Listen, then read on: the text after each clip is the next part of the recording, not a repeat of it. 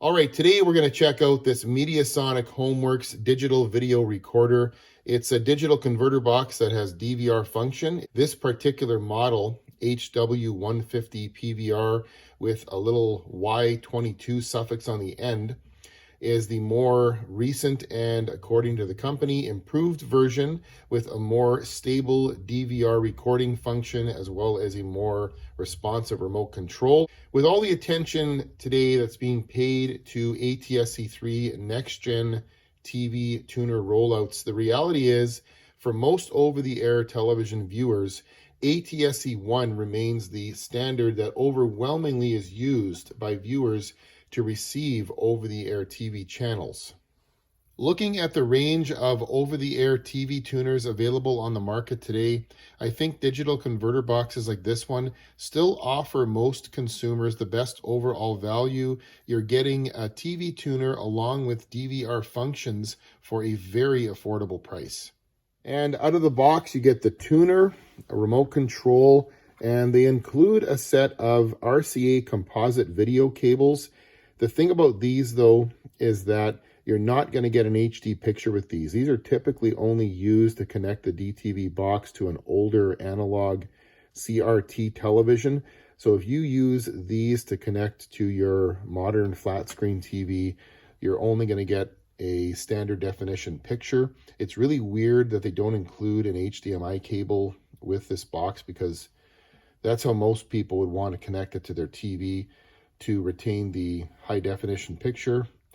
I don't think it could cost that much more to include one. But looking at the back of the unit, the DC power supply is integrated inside the box, so you don't have a power adapter sticking out of the wall, just a 120 volt plug. And looking at the inputs and outputs on the back, you've got your RF in, that's your antenna input. The RF out would be used to connect a piece of coax cable to a really old TV that does not have any of these video composite jacks on it. The HDMI output for your HDMI cable.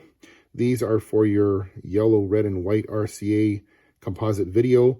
This is the component video here, green, blue, red, for enhanced picture if your TV has those inputs, and the coaxial plug here is for audio. All right, here's the connections on an older CRT television using those RCA composite video jacks. Got those plugged in here on the back of the DTV box. Got my coaxial cable running in for my outdoor TV antenna, plugged into the front of the TV here. Just make sure you pick the right AV input. It's AV2 for this one. Turn this thing on. Boots up. Now, the first time you turn the box on, you're going to have to program it to run a channel scan. Okay, English, Canada, that's me. Channel search. I only get 3 over-the-air channels. I'm sure you'll get a lot more than that. Here they come. So you probably want to let this run through the entire frequency bandwidth, do a full channel scan.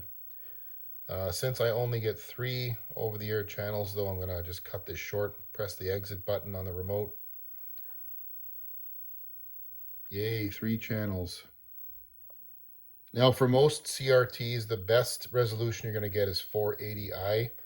So that's the picture setting I would select here. If you were connecting this to a newer TV, then you'd want to pick 1080i or 720, but this is the best you're going to get on a CRT. You can leave it on a widescreen as well. Should work fine. Now, if you're connecting this to a really old analog CRT television that doesn't even have RCA inputs, then you're not going to use these yellow, red, white. You're going to have to use the RF out. This white cable here is a piece of coax that is running from the RF out on this DTV box and into the back of the TV, connected to the RF in, or the antenna in, connection. And that is how you would connect this to an old an old CRT television.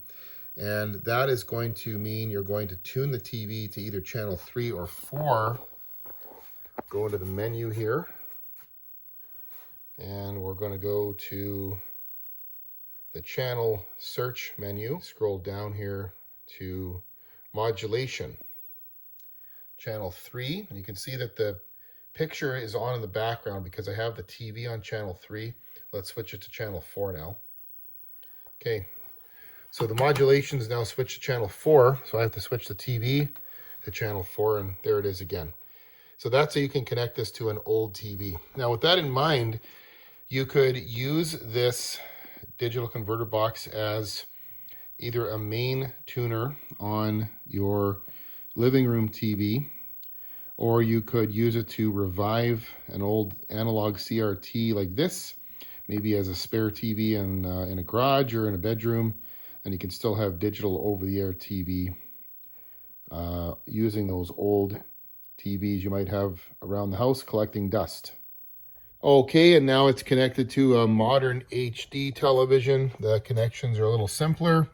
HDMI out into the television, and there's the antenna connection there. I changed the picture resolution to 1080i. You can change this to best suit the TV that you have. In the channel search menu, there is also the option to manually add a channel in. So you can select manual search and then select the individual channel that you wish to add. There's a signal meter that you can use to adjust the antenna. And then when the signal is adequate, pressing the OK button on the remote will add that channel to your list. There is the EPG button on the remote control. If you push that, then you get your electronic program guide, which is a schedule of upcoming programming on each channel.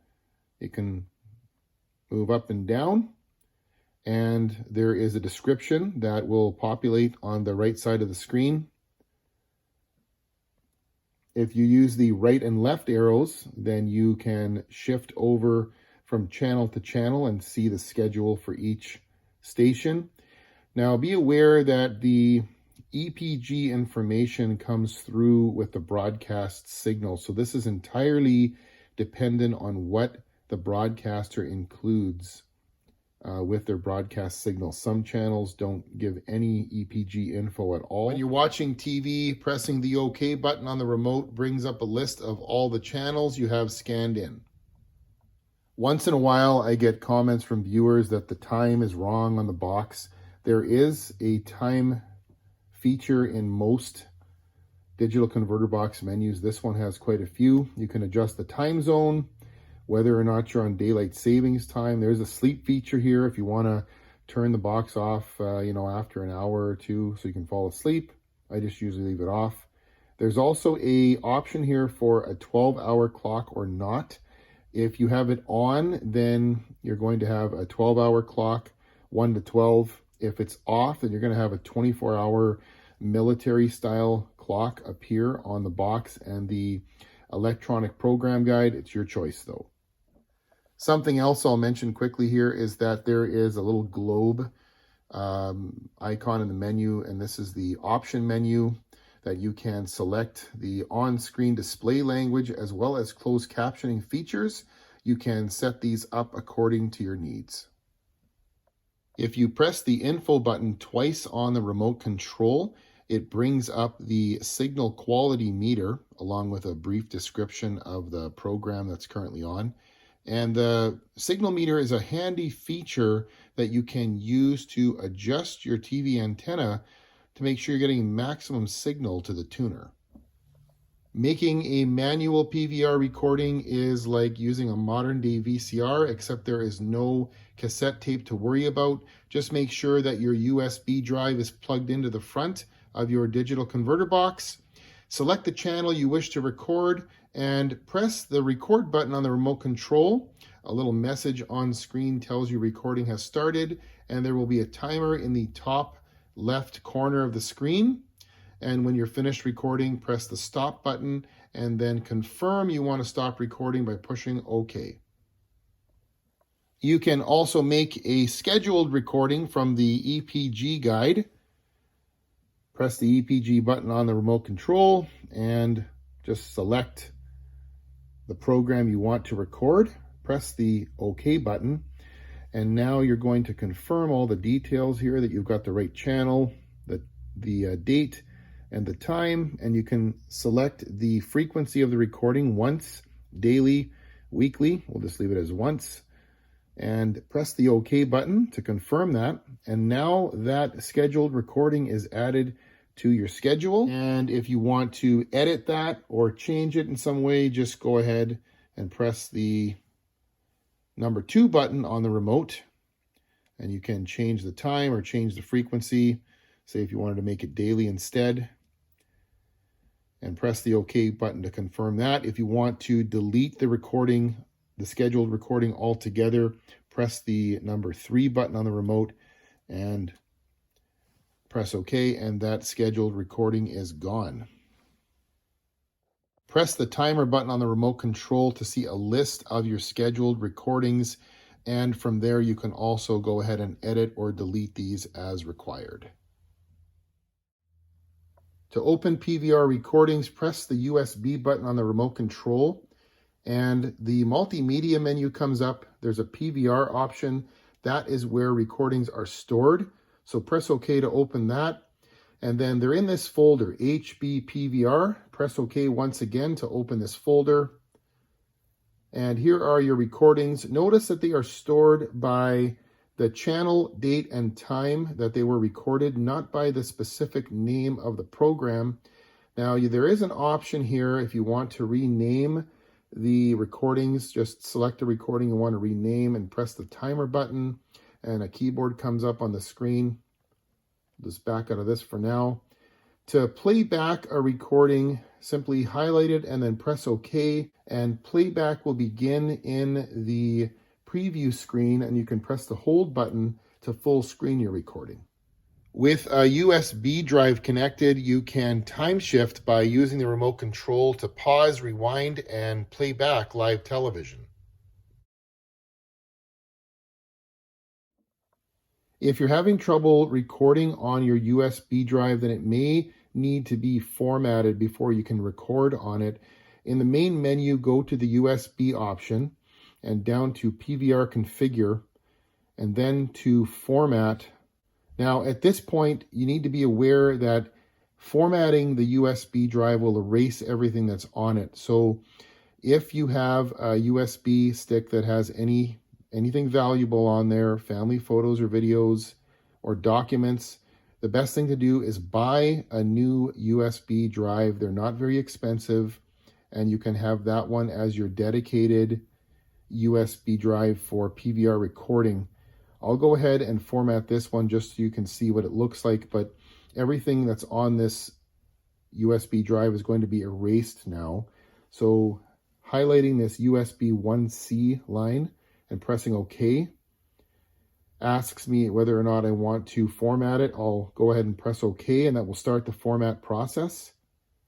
And everything on here is going to be erased now. So be aware that if you're doing this, now this thing is completely wiped clean, you'll erase everything that's on there. So do not use a USB drive that has anything important on there, pictures, videos, or documents. Just buy a new USB drive and use that one, and that way you don't have to worry about losing anything important.